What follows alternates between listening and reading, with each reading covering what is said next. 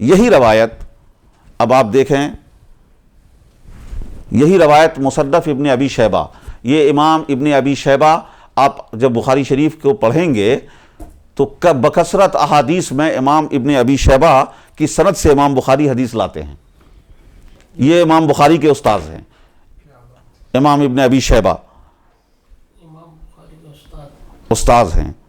تو اس میں امام ابن ابی شیبہ 2 حدیث صحابی سے لاتے ہیں اور 13 آثار لائے ہیں جو صحابہ اور تابعین کے ہیں.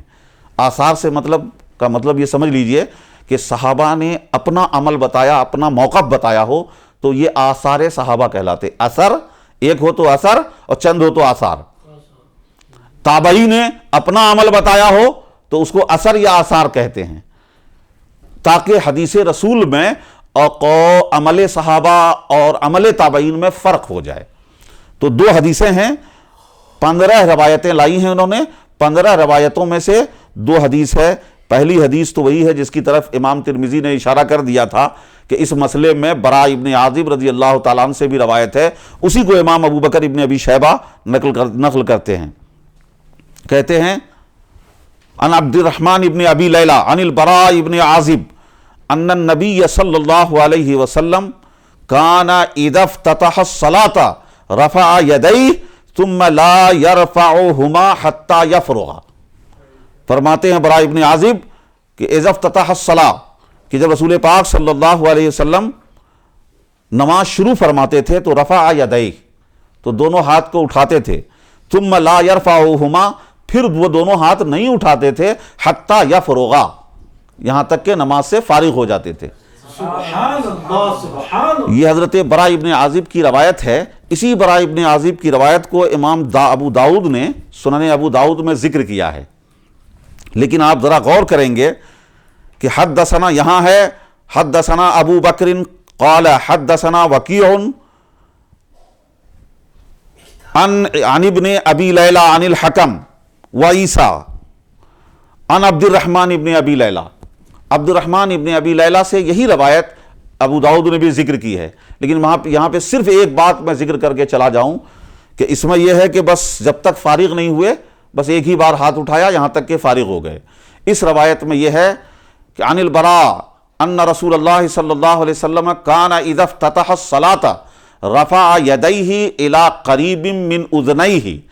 جب رسول پاک صلی اللہ علیہ وسلم نماز شروع فرماتے تو دونوں ہاتھ کو اٹھاتے تھے اپنے دونوں کان کے قریب تک. ثم لا یعود، پھر وہ دہراتے نہیں تھے، یعنی دوبارہ وہ ہاتھ نہیں اٹھاتے تھے. اس میں اگرچہ اس حدیث کے اندر اصل میں ایک ہی حدیث ہے، ایک ہی روایت ہے. اب روایت میں 3 درجے ہیں نام کے، ان میں سے ہر درجے سے دوسروں نے بھی روایت کیا، اس لیے یہ روایتیں حدیث میں کئی جگہ دسیوں کی تعداد میں موجود ہے. یہی براء ابن عازب کی روایت. مثال کے طور پر دیکھیے سنن ابو داؤد میں ہے ان حدثنا شریک ایک راوی ہیں، وہ روایت کرتے ہیں یزید ابن ابی زیاد سے، اور وہ روایت کرتے ہیں عبد الرحمن ابن ابی لیلہ سے، اور یہ روایت کرتے ہیں صحابی رسول سے براء ابن عازب سے. اب اس بات پہ توجہ رکھیں کہ عبد الرحمن ابن ابی لیلہ سے یہاں پہ یزید ابن ابی زیاد نے روایت کیا ہے، لیکن عبد الرحمن ابن ابی لیلہ سے روایت کرنے میں صرف ابن زیاد نہیں ہیں، ان کے علاوہ بھی دوسروں نے عبد الرحمن ابن ابی لیلہ سے روایت کی ہے جو دوسری جگہ حدیثیں موجود ہیں. اب آگے بڑھیے، ابن زیاد سے روایت کیا شریک نے، تو یہ ابن زیاد سے جو شریک نے یہاں ابن داؤد میں لایا ہے، ابو داؤد میں، یہ صرف شریک ہی روایت کرنے والے نہیں ہیں، دوسروں نے بھی ابن زیاد سے روایت کیا ہے. اور اس کا ثبوت دیکھیں آپ کہ وہی براء ابن عازب کی روایت ہے. نام سن لیں، حدثنا شریک عن یزید ابن ابی زیاد عن عبد الرحمن ابن ابی لیلہ عن البراء ابن عازب. یہ نام یہاں سنا آپ نے، لیکن امام ابن ابی شیبہ حدیث لا رہے ہیں اسی براء ابن عازب کی روایت ہے.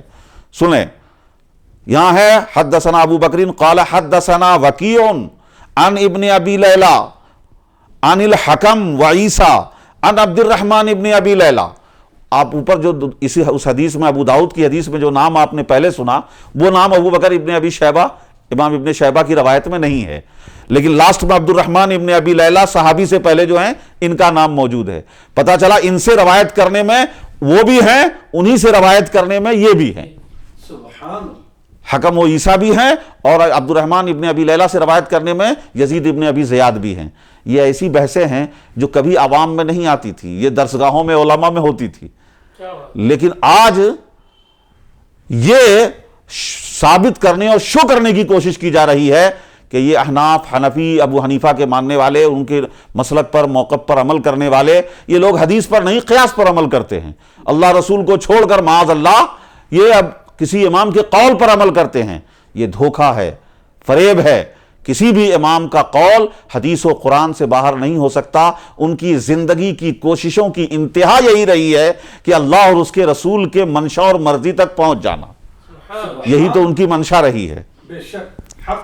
تو یہ بتانا یہ ہے کہ یہ حدیث کو ہو سکتا ہے کہ بعض لوگ کوشش کریں گے، بولیں گے اس میں ابو داؤد میں یہ روایت ہے، یہ بولا گیا ہے، تو بتا دیا کہ یہ برا ابن عازب رضی اللہ تعالیٰ عنہ کی روایت عبد الرحمن ابن ابی لیلہ سے، اور وہاں سے مختلف شاخوں سے مختلف روایتیں ہوئی ہیں، اس لیے یہ روایت حضرت سفیان ثوری سے بھی یہی روایت آئی ہے کہ اس میں یہ آیا کہ اللہ کے رسول صلی اللہ علیہ وسلم نے نماز پڑھی اور پہلی مرتبہ رفع یدین کیا، دوبارہ نہیں کیا۔ اسی کے ساتھ یہ تو مصنف ابن ابی شیبہ کی روایت تھی، اب اسی کے ساتھ ابو داؤد میں ایک اور روایت ہے حضرت ابن مسعود رضی اللہ تعالیٰ عنہ کی،